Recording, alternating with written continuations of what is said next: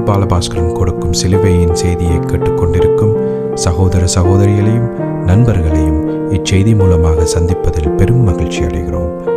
தாம் ஒருவரே ஞானமுள்ளவருமாயிருக்கிற தேவனுக்கு இயேசு கிறிஸ்துவின் மூலமாக என்றென்றைக்கும் மகிமையும் கனமும் உண்டாவதாக. ஆமீன்.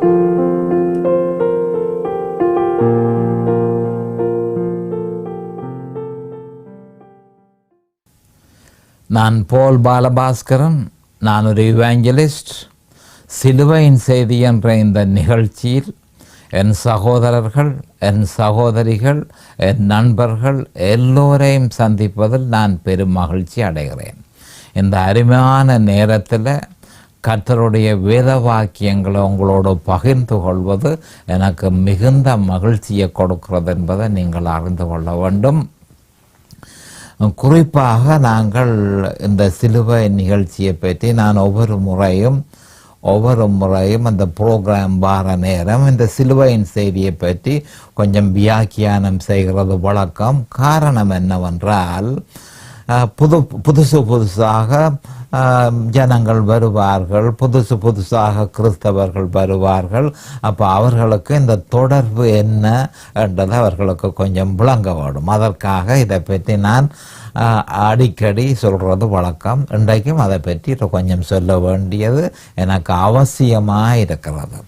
அது என்னவென்றால், இந்த சிலுவையின் செய்தியினுடைய முக்கியமான நோக்கம், இறுதி நோக்கம், ரோமர் 6ஆம் அதிகாரம், ரோமர் 7ஆம் அதிகாரம், ரோமர் 8ஆம் அதிகாரம், இந்த 3 அதிகாரத்தையும் ஒவ்வொரு வசனமாக பிரசங்கிப்பதே என்னுடைய நோக்கமாகும். இந்த சிலுவையின் செய்தியினுடைய நோக்கமும் அதே தான்.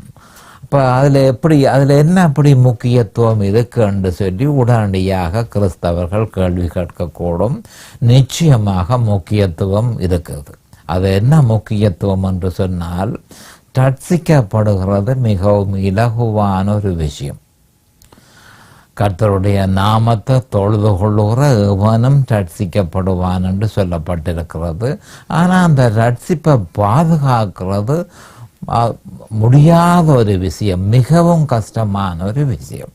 அப்போ இந்த ரட்சிப்பை பராமரிக்கிறது எப்படி என்ற விஷயத்தை தான் ரோமர் 6ஆம் அதிகாரம், ரோமர் 7ஆம் அதிகாரம், ரோமர் 8ஆம் அதிகாரம், இந்த 3 அதிகாரத்திலையும் தெளிவாக சொல்லப்பட்டிருக்கிறது. கர்த்தராகிய இயேசு கிறிஸ்து அந்த வெளிப்பாட்டை பவுல் அப்போஸ்தலருக்கு கொடுத்தார். அவர் அதை எங்களுக்கு தந்திருக்கிறார். அப்போ அதுதான் முக்கியமான அந்த வெளிப்பாடு. ரட்சிக்கப்பட்ட பிறகு அந்த ரட்சிப்பை பராமரிக்கிறது எப்படி? சுருக்கமாக சொல்ல போனால், ரட்சிக்கப்பட்ட பின்பு கர்த்தருக்கு முன்பாக எப்படி நடக்கிறது? கர்த்தருக்கு நடக்க தெரியாமல் இருந்த நாங்கள் ரட்சிக்கப்பட்ட பிறகு கர்த்தருக்கு முன்பாக நாங்கள் நடக்க வேண்டியதாக இருக்கிறது. அவரோ மகா பரிசுத்தர், நாங்களோ அந்த மாதிரி இல்லை என்பது வெளிப்படையாக இருக்கிறது. அப்போ அவருக்கு முன்பாக நாங்கள் பரிசுத்தமாக நடக்க வேணும். நான் பரிசுத்தர் ஆனபடியால் நீங்களும் பரிசுத்தராயிருங்கள் என்று சொல்லி அவர் தெளிவாக சொல்லி இருக்கிறபடியால் பரிசுத்தமான ஒரு வாழ்க்கை அவருக்கு முன்பாக நாங்கள் எங்களோட நடத்தையின் மூலம் அவருக்கு பரிசுத்தமாக நாங்கள் வாழ்கிறோம் என்பதை தெரிவிக்க வேண்டியதாக இருக்கு. அது எங்களுடைய சொந்த பலத்தினால நடக்கிறதாலேயோ, எங்களுடைய சுயத்தினால நடக்கிறதாலேயோ, அல்லது மாம்சத்தினாலே ஏவப்பட்டு நடக்கிறதாலேயோ அந்த நடைய தேவன் ஏற்றுக்கொள்ள மாட்டார். அப்ப என்ன நடையா இருக்க வேணும்? தேவனால சொல்லப்பட்டிருக்கிறது, இந்த மாதிரி தான் நீங்கள் நடக்க வேணும், இந்த மாதிரி தான் நீங்கள் எனக்கு முன்பாக நடக்க வேணும் என்று சொல்லி அவர் தெளிவாக இந்த ரோமர் 6ஆம் அதிகாரத்தில் சொல்லி இருக்கிறார். அப்போ அதை ஆனபடியால் தான் ரோமர் 6ஆம் அதிகாரம் 7ஆம் அதிகாரம் 8ஆம் அதிகாரம் மிகுந்த முக்கியத்துவம் வாய்ந்தது என்பதை நாம் ஒவ்வொருத்தரும் அறிய வேண்டும். அப்போ ரோமர் 6ஆம் அதிகாரம் 7ஆம் அதிகாரம் 8ஆம் அதிகாரத்துக்கு போறதற்கு முதல் அடிப்படை வேத வாக்கியங்கள், சிலுவையை பற்றிய அடிப்படை வேத வாக்கியங்களை எடுத்து இந்த சிலுவையை பற்றி அறியாத கிறிஸ்தவர்கள் ஏராளமான பேராக இருக்கிறார்கள். ஆனபடியால் அவர்களுக்கு முதல் அதை பற்றி ஒரு புரிந்துணர்வு, அதை எப்படி, அது என்ன, அது சிலுவை என்று சொல்லி அவர்கள் அறிந்து கொள்வதற்கு ஏதுவாக அடிப்படை வேத வாக்கியங்களை எடுத்து நான் அதை பிரசங்கித்து கொண்டிருக்கிறேன். நாங்கள் அண்மையில் வந்திருக்கிறோம், ரோமர் 6ஆம் அதிகாரத்துக்கு மிகவும் அண்மையில் வந்திருக்கிறோம். ஆனபடியால் அதற்கு ஏற்ற மாதிரி அடிப்படை வேத வாக்கியங்களும் வித்தியாசப்படும் என்பதை நீங்கள் அறிந்து கொள்ள வேண்டும். அப்போ அந்த வசனம் அப்போ நான் கனகாலமாக ஒரு 2 மாதத்துக்கு மேலோ 1 மாதமாக இருக்கலாம், 1 மாதத்துக்கு மேலோ ஒரு வார்த்தையை எடுத்து நான் தொடர்ச்சியாக பிரசங்கித்து கொண்டு வந்தேன். அந்த வார்த்தை 1 கொரிந்தியர் 2:2. அந்த வசனம் அநேகமாக கிறிஸ்தவ சபைகளில் அதை பற்றி கவனம் செலுத்துவதே இல்லை. ஏனென்று சொன்னால் அந்த வேத வார்த்தையில தான் விசுவாசம் என்றால் என்ன என்று சொல்லப்பட்டிருக்கிறது, சுருக்கமாக சொல்லப்பட்டிருக்கிறது. மற்றது கிறிஸ்தவர்கள் என்ன செய்ய வேணும் என்று சொல்லப்பட்டிருக்கிறது, பாவியான மனுஷன் என்ன செய்ய வேணும் என்று சொல்லப்பட்டிருக்கிறது, அவன் கிறிஸ்தவனான பிறகு அவன் என்ன செய்யக்கூடாது என்றும் சொல்லப்பட்டிருக்கிறது, என்ன செய்ய வேணும் என்ன செய்யக்கூடாது. அப்போ இதை பற்றிய அறிவு ஒரு கிறிஸ்தவனுக்கு மிக முக்கியம். துரதிர்ஷ்டவசமாக அநேகமான கிறிஸ்தவ சபைகளில் அந்த வேத வாக்கியம் கவனத்துக்கு எடுத்து கொள்ளப்படுவது இல்லை என்பதை கிறிஸ்தவர்கள் அறிந்து கொள்ள வேண்டும். அந்த வேத வாக்கியம் என்ன? 1 கொரிந்தியர் 2:2. இயேசு கிறிஸ்துவை சிலுவையில் அறையப்பட்ட அவரையே அன்றி வேறொன்றையும் உங்களுக்குள் அறியாதிருக்க தீர்மானித்திருந்தேன். அப்போ நீங்கள் அறிய வேண்டியது யார, அறியக்கூடாதது எதனை என்பது தெளிவாக சொல்லப்பட்டிருக்கு. அப்போ இந்த வேத வாக்கியத்தை எடுத்து சரியான முறையில் வியாக்கியானம் செய்து அதன்படியே கிறிஸ்தவர்கள் நடக்க வேணும். ஆனால் துரதிர்ஷ்டவசமாக அப்படி நடப்பது இல்லை என்பதை மிகுந்த மனவருத்தத்தோடு நான் தெரிவிக்கிறேன். அநேகமான கிறிஸ்தவர்கள் அந்தபடி நடப்பதில்லை. அப்போ அந்த வசனத்தை பற்றி நான் கனகாலமாக அதை விளங்கப்படுத்தி கொண்டிருந்தேன், தொடர்ச்சியாக பிரசங்கம் செய்து கொண்டு வந்தேன். இப்போ அடுத்த வேத வாக்கியத்துக்கு நாங்கள் வருகிறோம். லூக்கா 19:41-44 மிகுந்த முக்கியத்துவம் வாய்ந்தது. 1 கொரிந்தியர் 2:2 கிறிஸ்தவர்கள் பின்பற்றாவிட்டால் அவர்களுக்கு நடக்க போகிறது என்ன என்பதை தெளிவாக நம்முடைய ஆண்டவராகிய இயேசு கிறிஸ்து சொல்லியிருக்கிறார். இஸ்ரவேலியர்களுக்கு மட்டும் சொல்லவில்லை, தற்போதைய கிறிஸ்தவர்களுக்கும் சேர்த்தே அந்த வசனம் சொல்லப்பட்டிருக்கிறது. லூக்கா 19:41-44 அவர் சமீபமாய் வந்தபோது நகரத்தை பார்த்து அதற்காக கண்ணீர் விட்டழுது, உனக்கு கிடைத்த இந்த நாளிலாகிலும் உன் சமாதானத்துக்கு ஏற்றவைகளை நீ அறிந்திருந்தாயானால் நலமாயிருக்கும்.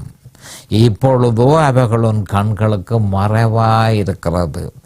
உன்னை சந்திக்கும் காலத்தை நீ அறியாமல் போனபடியினால் உன் சத்துருக்கள் உன்னை சூழ மதில் போட்டு உன்னை வளர்ந்து கொண்டு எப்பக்கத்திலும் உன்னை நெருக்கி உன்னையும் உன்னில் உள்ள பிள்ளைகளையும் தரையாக்கி போட்டு உன்னிடத்தில் ஒரு கல்லின் மேல் ஒரு கல்லிராதபடிக்கு செய்யும் நாட்கள் வரும் என்றார். அப்போ இது யாருக்கு சொல்லப்பட்டது? இஸ்ரவேலியர்களுக்கு சொல்லப்பட்டது. அதே நேரம் தற்போதைய கிறிஸ்தவர்களுக்கும் சொல்லப்பட்டது என்பதை நாம் அறிந்து கொள்ள வேண்டும். இப்பொழுது நாம் ஜெபத்துக்கு கடந்து செல்வோம். அரிமானங்கள் பிதாவே உமக்கு சோஸ்திரம், பரலோகத்தின் தேவனே உமக்கு அண்டண்டைக்கும் சோஸ்திரம், கர்த்தராகிய எங்கள் ஆண்டவரே உமக்கு சோஸ்திரம், இயேசு கிறிஸ்துவின் பிதாவே உமக்கு அண்டண்டைக்கும் சோஸ்திரம். பாவிகளாயிருந்த எங்கள் மீது தேவரீர் இரக்கம் கொண்டீர், அதற்காக அண்டண்டைக்கும் சோஸ்திரம் பிதாவே. உம்முடைய குமாரன் என்றும் பாராமல் அவரை பலியாக சிலுவையில் ஒப்பு கொடுத்தீர். அவருடைய விலையேற பெற்ற இரத்தத்தினால் நீர் எங்களை மீட்டு கொண்டீர். அந்த இரத்தத்தினால் எங்களுடைய பாவங்கள் எல்லாவற்றையும் கழுவினீர். அந்த பாவத்திலே இருந்து எங்களுக்கு விடுதலை தந்தீர். அந்த இரத்தத்தினால எங்களை நீதிமான்கள் ஆக்கினீர். அந்த இரத்தத்தினால பிதாவினுடைய கிருபாசனத்துக்கு துணிவோடும் போகக்கூடிய பாக்கியத்தை எங்களுக்கு தந்திருக்கிறீர். அதற்காக எண்டண்டைக்கும் சோத்திரம். எங்களுக்கும் பிதாவுக்கும் இடையில இருந்த பெரும் ஒரு பெரிய ஒரு பிரச்சனை எங்களுக்குள்ள இருந்தது. ஒரு குற்ற உணர்வு எங்களுக்குள்ள இருந்தது, பகைமை எங்களுக்குள்ள இருந்தது. அந்த குற்ற உணர்வையும் பகைமையும் அகற்றி பரம பிதாவோடு எங்களை ஒப்புரவாக்கினீர். அதற்காக உமக்கண்டைக்கும் சோஸ்திரம். அந்த இரத்தம் அதனை செய்தது என்றதை நாம் அறிந்து கொள்ள வேண்டும். அருமையான பிதாவே, அந்த இரத்தத்திற்காக அண்டைக்கும் சோஸ்திரம் பிதாவே. அந்த இரத்தம் எங்களை இடவிடாமல் கழுவ வேணும் என்று கேட்டுக்கொள்கிறோம் பிதாவே.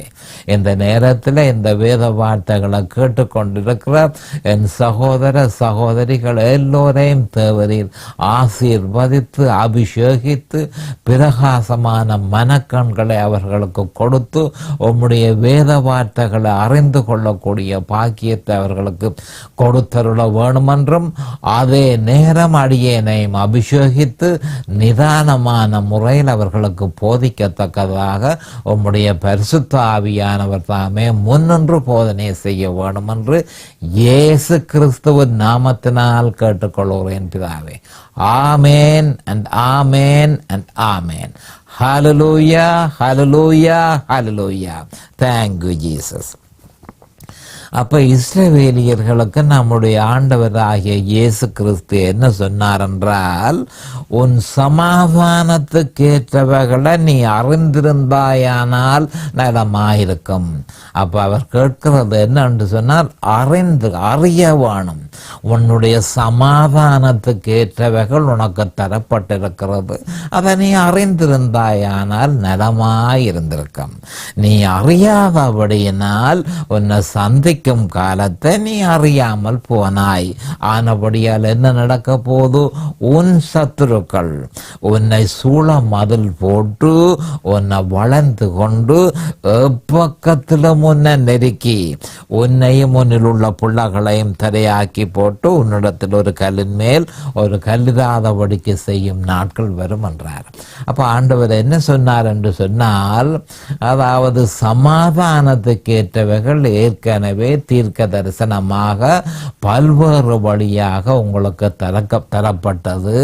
நான் வருவேன் என்றது உங்களுக்கு அறிவிக்கப்பட்டது. நான் என்ன மாதிரி வருவேன் என்றது உங்களுக்கு அறிவிக்கப்பட்டது. எந்த கோத்திரத்துக்களால் நான் வருவேன் என்பது உங்களுக்கு அறிவிக்கப்பட்டது.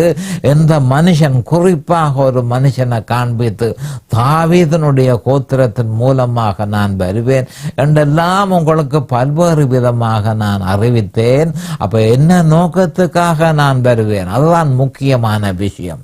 நான் வந்து நிற்கிற காரணம், மனுஷனுடைய பாவத்திலே இருந்து மனுஷனுக்கு விடுதலை கொடுப்பதற்காக, மனுஷனுக்காக சிலுவைக்கு சென்று இரத்தம் சிந்தி மரணத்தை தழுவி உயிர் தெழுந்து மனுஷனுடைய பாவத்திலிருந்து விடுதலை கொடுக்கிறதற்காகவே நான் வந்தேன். வேறு ஒரு நோக்கத்துக்குமாக நான் வரவில்லை. யோவான் 1:29 சொல்லப்பட்டு கிடக்கு, இதோ உலகத்தின் பாவங்களை சுமந்து தீர்க்கிற தேவ ஆட்டுக்குட்டி, தேவ ஆட்டுக்குட்டியாக நான் வந்தேன். உங்களுக்காக மரிக்க வந்தேன். உங்களுக்கு சமாதானத்தை தருவதற்காக நான் வந்தேன். ஆனால் நீங்கள் அறியாமல் இருக்கிறீர்கள். உங்களை சந்திக்கும் காலத்தை நீங்கள் அறியாமல் இருக்கிறீர்கள்.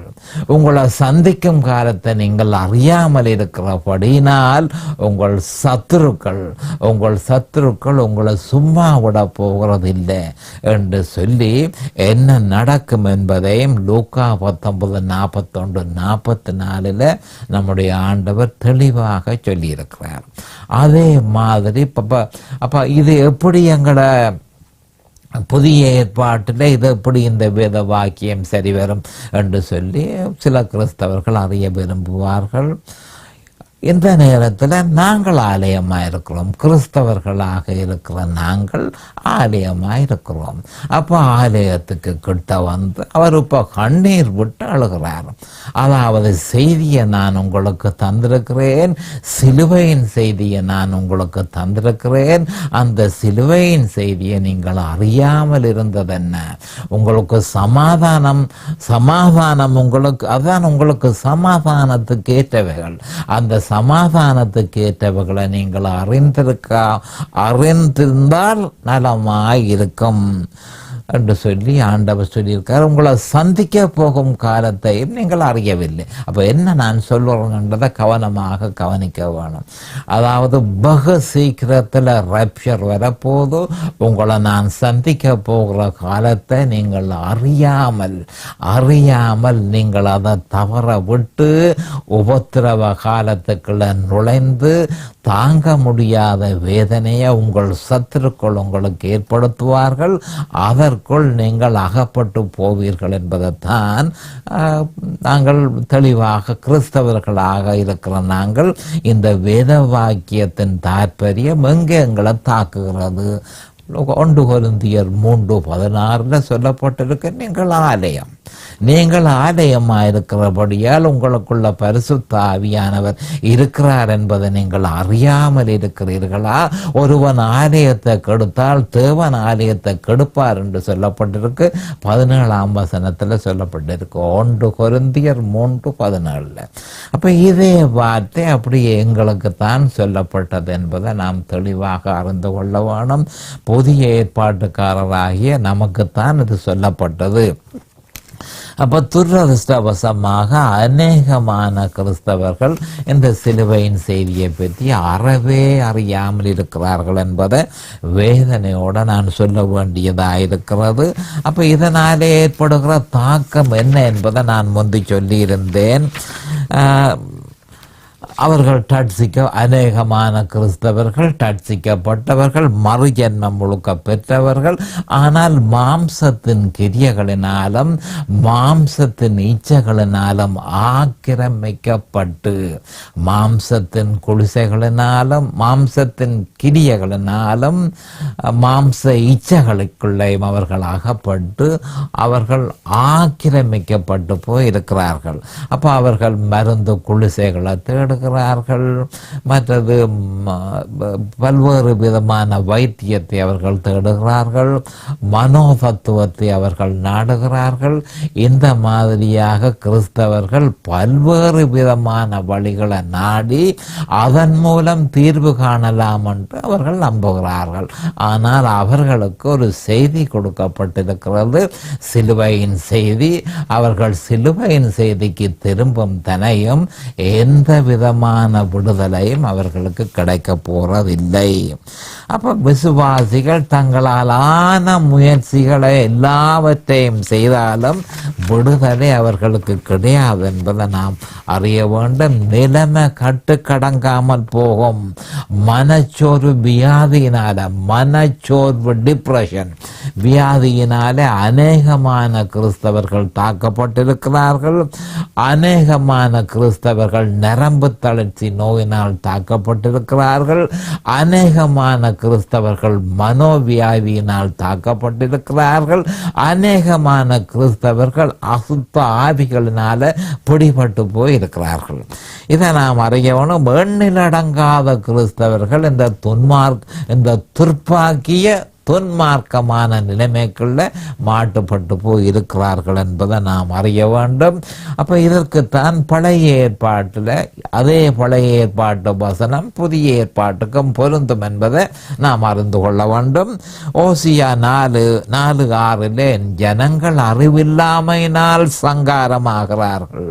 அப்ப அவர்களுக்கு தேவையானது அறிவு, வேதத்தில் உள்ள அறிவு, சிலுவையை பற்றி வேத வார்த்தை என்ன சொல்லுகிறதுன்றதை பற்றிய அறிவு அவர்களுக்கு தேவையா இருக்கிறது. அப்ப அது இல்லாதபடியினால் சங்காரமாகிறார்கள். அதாவது உன்னை சந்திக்கும் காலத்தை நீ அறியாமல் போனபடியால் உன் சத்துருக்கள் உன்னை சூழ மதில் போட்டு உன்னை வளர்ந்து கொண்டு எப்பக்கத்திலும் உன்னை நெருக்கி என்று சொல்லப்படுகிறது. அப்ப சொல்லப்பட்டிருக்க அந்த அறிவு, என் ஜனங்கள் அறிவில்லாமையினால் சங்காரமாகிறார்கள் என்று சொன்னால் வேதத்தில் சொல்லப்பட்டிருக்கிற அந்த அறிவை அவர்கள் பெறாதிருக்கிறார்கள். அப்ப வேதத்தில் சொல்லப்பட்டிருக்கிற அறிவு என்ன? சிலுவையில் அறையப்பட்ட இயேசு கிறிஸ்து. அது எப்படி சிலுவையில் அறையப்பட்ட இயேசு கிறிஸ்து என்று நீங்கள் சொல்லுவீங்கள்?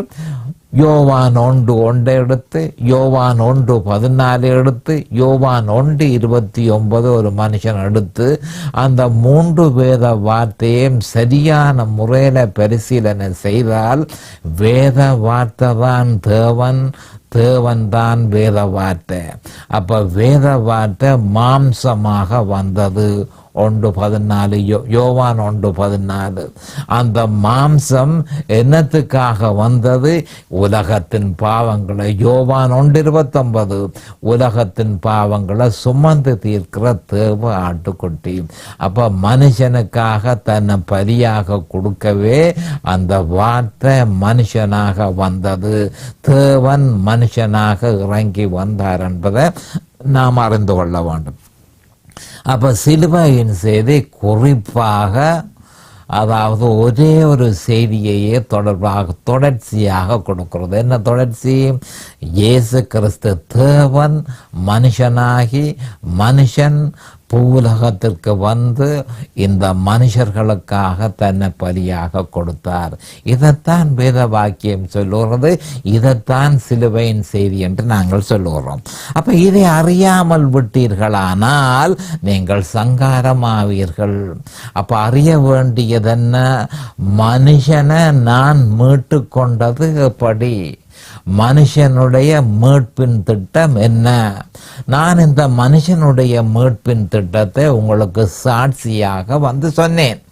அதை மட்டும் நீங்கள் விசுவாசித்து கொண்டு அதில் நீங்கள் சந்தோஷப்பட்டு உங்களுக்கு விடுதலை அதால வந்தது என்று சொல்லி நீங்கள் சந்தோஷப்பட்டு அந்த வேத வாக்கியத்தை மட்டும் நீங்கள் தொடர்ந்து விசுவாசிக்க வேணும் என்பதுதான் தேவனுடைய ஏற்பாடு.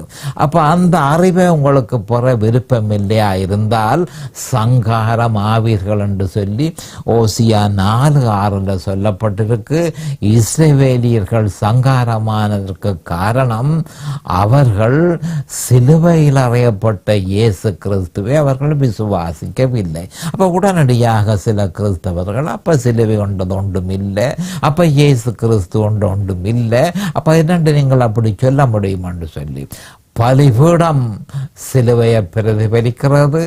பலிபீடத்தில் இருக்கிற பலி கிறிஸ்துவை பிரதிபலிக்கிறது.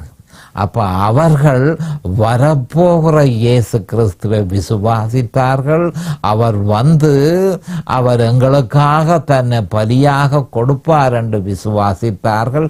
நாங்களோ வந்த இயேசு கிறிஸ்துவை விசுவாசிக்கிறோம். விசுவாசத்தில் ஒரு வித்தியாசமும் இல்லை. அப்ப ஏசாயா 5:13-14 இது பற்றி தெளிவாக சொல்லப்பட்டிருக்கிறது. கடந்த செய்தியிலே அதை பற்றி நான் உங்களுக்கு விளங்கப்படுத்தியிருப்பேன். இதிலேயும் பார்க்க வேண்டியது, இதிலேயும் அதை பற்றி கொஞ்சம் தெளிவாக விளங்கப்படுத்த வேண்டியது அவசியமாக இருக்கிறது. ஏனென்று சொன்னால் மிக முக்கியமான விஷயங்களை ஏசாயா கொடுத்திருக்கிறார். 5:13 பார்த்துக்கொள்வோம். என் ஜனங்கள் அறிவில்லாமையினால் சிறப்பட்டு போகிறார்கள், அவர்களில் கனமுள்ளவர்கள். கனமுள்ளவர்கள் பட்டினியினால் தொய்ந்து போகிறார்கள். அவர்களுடைய திரளான கூட்டத்தார் வறண்டு போகிறார்கள். அதன் நிமித்தம் பாவாளம் தன்னை விரிவாக்கி தன் வாயை ஆவென்று மட்டில்லாமல் திறந்தது.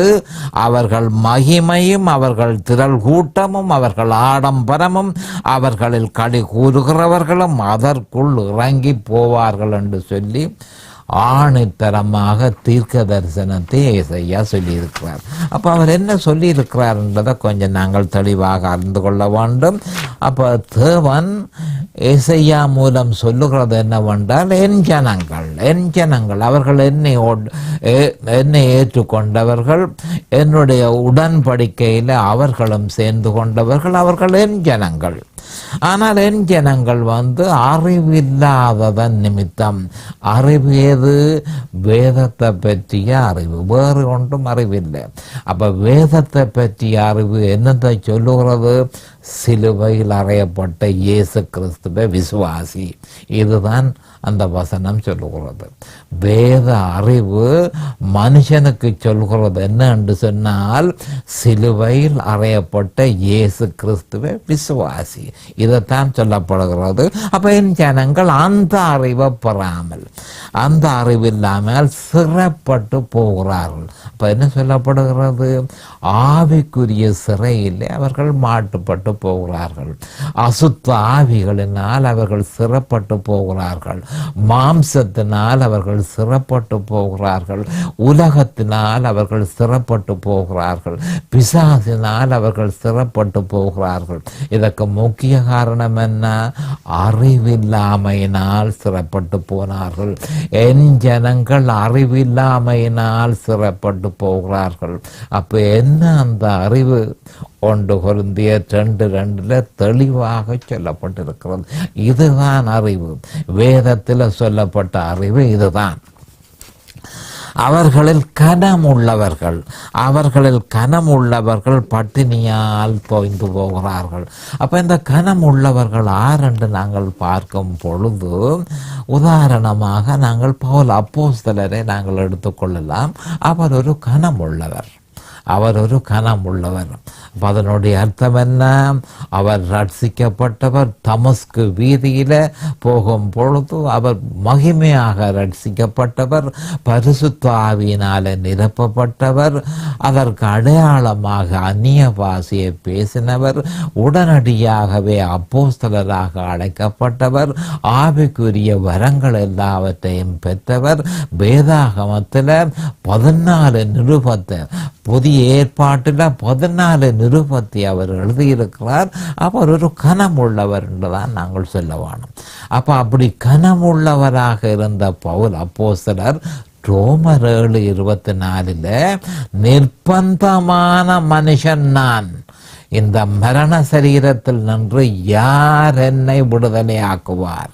அப்போ கனமான மனுஷன் நிர்பந்தமானதேன்? கனமான மனுஷன் நிர்பந்தமானது ஏன்? அதே மாதிரி ஏராளமான கிறிஸ்தவர்கள் கர்த்தருடைய ஊழியத்தை இப்பொழுது செய்து கொண்டிருக்கிறார்கள். அவர்கள் கர்த்தரை விரும்புகிறார்கள். அவர்கள் சகல விதமான ஆவிக்குரிய வரங்களை பெற்றவர்களாக இருக்கிறார்கள்.